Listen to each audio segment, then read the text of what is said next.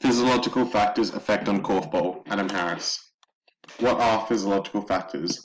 Physiological factors are factors which affect the way that your body performs in numerous ways. Examples of physiological factors which may affect performance are gender, race, and muscle fiber composition. There are two different types of muscle fiber, such as slow twitch, which are slow twitch muscle fibers, which are better suited for endurance-based exercises such as long-distance running, while fast twitch muscle fibers are better suited for speed work such as sprints.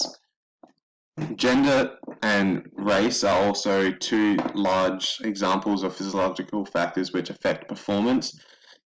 Caucasians are much better suited for water events such as swimming, as they have a larger upper body and a large lung capacity, while Asians have shorter legs and are more flexible, which makes them much better suited for sports such as gymnastics, while African Americans are generally better at running due to their longer limbs, which allows them to take longer strides and run at a faster rate.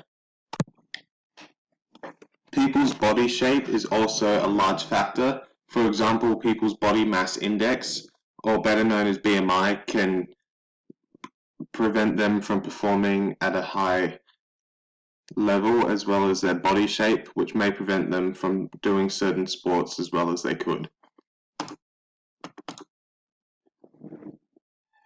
How do physiological factors impact your ability in sports? An example of how physiological factors can impact performance is in sprinting. People with slow twitch muscle fibers are effective in endurance and aerobic exercise. This means that someone with slow twitch muscle fibers will not be able to succeed in sprinting as their muscles lack explosive power. A second example of how physiological factors can impact performance is a person's gender. Females are shown to have 18 to 25% body fat, which gives them an edge when it comes to swimming events as they have more buoyancy. Why physiological factors are not as significant in korfball.